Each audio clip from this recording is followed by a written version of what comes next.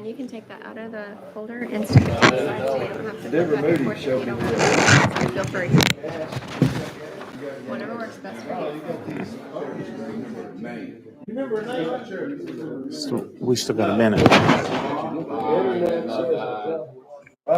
to this, you're good. Good afternoon. Today is Wednesday, January 1st, 2024. I hereby call the Elections and Campaign Finance Subcommittee to order. Madam Secretary, please take the roll. Representative Burkhart, Representative Doggett, Present. Representative Heldon Haynes, Representative Miller, Representative Moon, Representative Warner, Chairman Crawford, Chairman Rudd. I'm here. Chairman Rudd, you have a quorum. Thank you. I would like to take this moment to welcome our newest member to the committee, Representative Todd Warner. Thank you, Mr. Chairman, and thanks, Speaker Sexton, for allowing me to serve on here. Do any members have any personal orders or announcements before we begin? Seeing none, we'll go into it. Just one reminder about our rule change. When presenting a bill or a resolution in the committee, the sponsor shall be limited to 5 minutes of explanation. Today we have 2 bills on our calendar, and the first bill is excuse me. Oh, Chairman Crawford. I'm sorry you didn't see me there in personal orders, but I have my intern with me today, and her name is Mary Musa. Please make her feel welcome.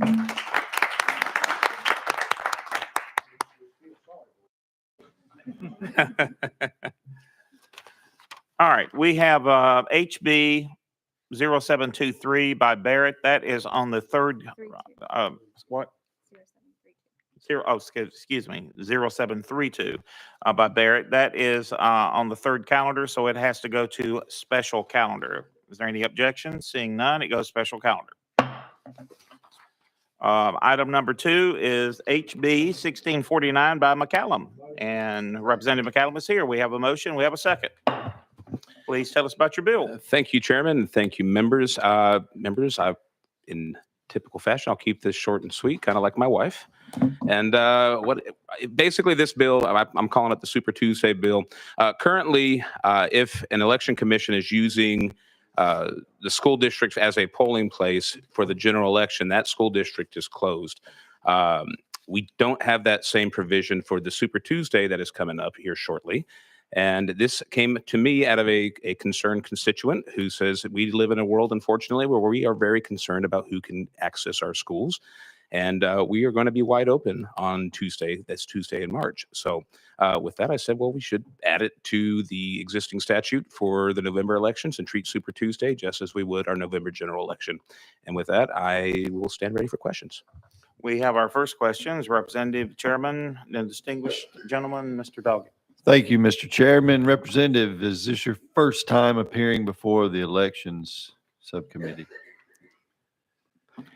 Mr. Chairman, Okay. I am terrified to answer that question. The answer to that question, sir, is yes. Okay, it was a simple yes or no question. I don't know. All I can tell you is good luck. My first question I have for you today is, do we do this in your county as well in those August elections? I know school starts back in August, normally that first week of August, and that's when that August state primary and maybe the county general happens. Are you doing this also in August? Currently, I believe that our August primary is on a Thursday. Williamson County, in 22 with our primaries, we started the following Friday. Okay. So we were not in school was not in session when we had the primary. Thank you. Yes, sir. Any other questions I missed? If not, we have Chairman Crawford. Thank you, Mr. Chairman. I kind of noticed when you walked in there, you was kind of hobbling a little bit. I just want to check on your health. Are you doing okay? I'm sure there's some big exciting story you could tell us about why you're limping. Go ahead. Well, Chairman Crawford, I wish I had a fun, exciting story about how I injured my foot. I thought about pirates. I thought about, kicking legislation through, and actually, the honest truth, sir, is I got in a fight with my front porch and I lost. That is so exciting.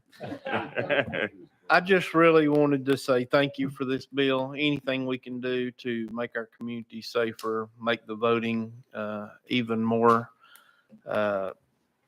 secure than we actually have it in Tennessee. It's the easiest place to vote, but the hardest place to cheat. And just touting the state a little bit, we have received again this year that we are the #1 state when it comes to voting security and stuff like that. So I'm just tickled that you're taking good and making it even better. So thank you for this legislation. Thank you, sir. Any other questions? We have a question on the bill. Any objections? Seeing none, we are voting on HB 1649. All those in favor of sending HB 1649 to local government committee, say yes. Yes. Any opposed, say nay. You are approved. Nays carry the day. You're going to local committee. Thank you, Chairman and committee. Let's see. Now, we are out of bills for today. I would like to say, since Chairman Crawford brought it up, we are, for the third straight year, #1 in election integrity in the nation. It's a huge accomplishment, especially since all the other states are coming here and seeking our advice on how to reform their own states. But Director of Elections, Mark Goins, in the audience, and we think he's done a fantastic job of making that happen, even though we've helped. He and Trey Hargett, Secretary of State, oversee our elections, and they are fabulous at what they do, and I want to congratulate them. And with that being done, is there any other announcements or comments? If not, do I hear a motion to adjourn? All right, we are hereby adjourned.